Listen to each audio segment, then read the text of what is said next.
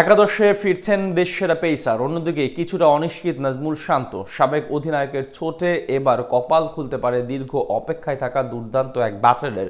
লঙ্কা ভূমিতে সিরিজের শেষ ম্যাচে দারুণ এক রেকর্ড গড়ার সুযোগ থাকছে মিরাজ বাহিনীর। তাই বোলিং ব্যাটিং দুই বিভাগেই আরও শক্তিশালী হচ্ছে টিম টাইগার্স। সিরিজ নির্ধারণী ম্যাচে কেমন হচ্ছে বাংলাদেশের সেরা একাদশ, সে নিয়ে বিস্তারিত জানবো রিপোর্ট।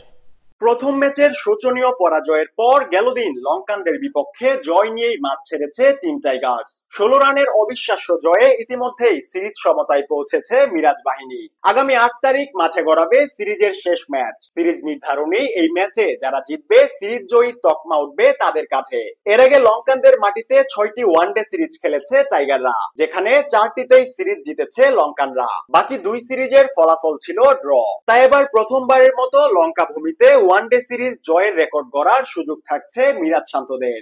আর এই সুযোগ নিশ্চয়ই হেলাই হারাতে চাইবেন না টাইগার কোচ ফিল সিমন্স। ফলে এবার আরো শক্তিশালী একাদশ গঠনের পরিকল্পনা থাকবে এই ক্যারিবীয় কোচের। সবকিছু ঠিকঠাক থাকলে এবারও দলের ওপেনিং এ থাকবেন তামিম ইমন জুটি। যদিও গেল ম্যাচে তেমন ভালো করতে পারেননি তানজিদ তামিম, তবে বর্তমান সময়ে ওয়ানডের ওপেনিং এ দলের অন্যতম আস্থা এই তরুণ ওপেনার। টাইগারদের সবশেষ সিরিজগুলোতে যেখানে বারংবার ব্যর্থতা দেখিয়েছে দলের ব্যাটাররা, সেখানে দলের হয়ে একা হাতেই লড়াই চালিয়েছেন তিনি। এমনকি চলমান সিরিজের প্রথম ওয়ানডেতেও তার ব্যাট থেকে এসেছে 62 রানের ইনিংস। তাই এবারও ফিল সিমন্সের পুরো আস্থা থাকবে তার উপর। অন্যদিকে প্রথম ম্যাচে খুব একটা সুবিধা করতে না পারলেও গেল দিন স্বরূপে ফিরেছেন আরেক ওপেনার পারভেজ ইমন। 97 স্ট্রাইক রেটে 69 বলে খেলেছেন 66 রানের ইনিংস। তাই সিরিজ নির্ধারণী ম্যাচেও তামিমের সঙ্গী হবেন তিনি। এদিকে ওয়ান ডাউন নিয়ে কিছুটা বিপাকে পড়তে পারেন ফিল সিমন্স। গেল দিন বাউন্ডারি ফিল্ডিং করতে গিয়ে পায়ের মাংসপেশিতে চোট পেয়েছেন নাজমুল শান্ত।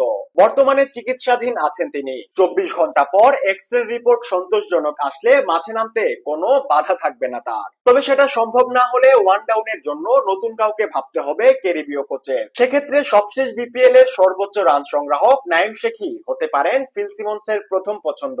মিডল অর্ডারের 4 নম্বর পজিশনে এবারও যথারীতি তাওহিদ হৃদয়ের উপরই আস্থা থাকবে দলের। বেশ দীর্ঘ সময় পর ফর্মের দেখা পেয়েছে হৃদয়ের ব্যাট। রান আউটে কাটা পড়ার আগে তার ব্যাট থেকে এসেছে 51 রানের ইনিংস। 5 নম্বরে দেখা যাবে অধিনায়ক মেহেদী মিরাজকে।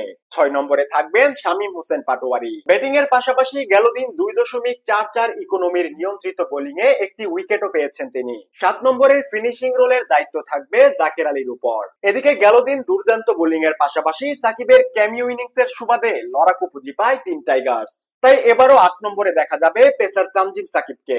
তবে 9 নম্বর পজিশনে আসবে পরিবর্তন। হাসান মাহমুদের পরিবর্তে আবারও একাদশে ফিরবেন দেশসেরা পেসার তাসকিন আহমেদ।